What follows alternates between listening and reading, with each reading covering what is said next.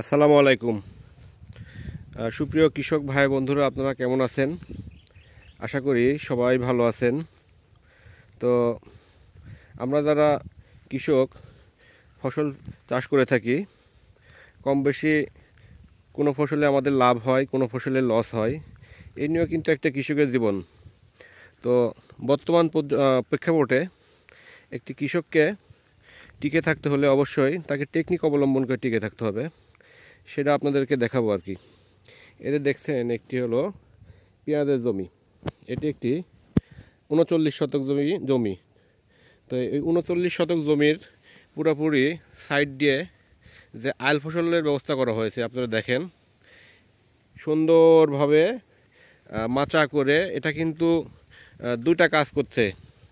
একটা হলো ফসল উৎপাদন হচ্ছে, আর আরেকটি হলো জমিতে যাতে গরু ছাগলে যেন কোনো ক্ষতি না করতে পারে, শিয়াল কুকুর ভিতরে যেন ফসলের কোনো নষ্ট না করতে পারে, জমির মধ্যে যাতে কেউ ভালো সেভাবে হাঁটাহাঁটি না করতে পারে, সেটারও কাজ করবে এবং ফসলও উৎপাদন হবে।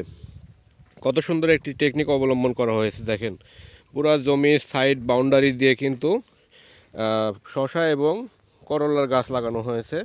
অলরেডি কিন্তু গাছগুলো সুন্দর গ্রোথ আছে। সামনে শীতটা কমে গেলে করলা কিন্তু ভরপুর করলা হবে এই গাছগুলোতে। তো কত সুন্দর টেকনিক। আমরা যদি টেকনিক অবলম্বন করে যদি ফসল না ফলাই, তাহলে কিন্তু বেশি অর্থ দেখতে পাবো না। কারণ কৃষিতে যদি সামান্য টেকনিক অবলম্বন করে যদি আমরা ফসল ফলাই, এই এই এই যে ৩৯ শতক জমি, এই ৩৯ শতক জমির যে পুরো সাইড দিয়ে যে পরিমাণে শসা আর করলা হবে, এ থেকে কিন্তু হাজার হাজার টাকা কিন্তু এখান থেকে ইনকাম হবে।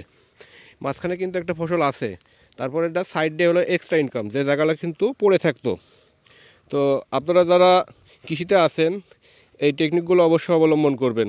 কারণ এই টেকনিক অবলম্বন করলে আপনার জমির ভিতরটা সুরক্ষিত থাকছে এবং এই জমি থেকে অবশিষ্ট পরিত্যক্ত জায়গাগুলো থেকে আপনি কিন্তু ইনকাম করতে পারতেছেন। কারণ বাজারে যখন করলাটা আসবে, করলা কিন্তু ভালো প্রফিট দাম থাকে। কারণ এই করলা গাছগুলো মোটামুটি সাইজ উঠে গেছে, এগুলো হলো মাথাতে ধরিয়ে দিতে হবে। তো ইনশাল্লাহ আপনারা যারা কৃষিতে আছেন, এটি কিছু টেকনিক অবলম্বন করে চাষবাসে থাকবেন। কারণ বর্তমান প্রেক্ষাপটে কিন্তু কৃষিতে টিকে থাকা খুব অসম্ভব হয়ে যাচ্ছে। কারণ প্রত্যেকটা কৃষক যেটা বিক্রি করতে যাচ্ছে সেটার দাম কম। এই যে পেঁয়াজ চাষ করা হয়েছে, পেঁয়াজে যদি টাকা কম আসে কিন্তু এগুলোতে কিন্তু পোষায় দেবে। তো এই টেকনিকগুলো আপনারা অবলম্বন করবেন, ইনশাল্লাহ অবশ্যই আপনারা কৃষিতে সফলতা অর্জন করবেন সামান্য এই টেকনিকের জন্য। তো ধন্যবাদ সবাইকে।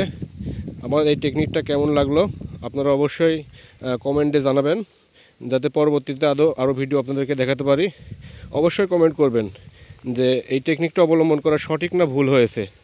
তো ধন্যবাদ সবাইকে।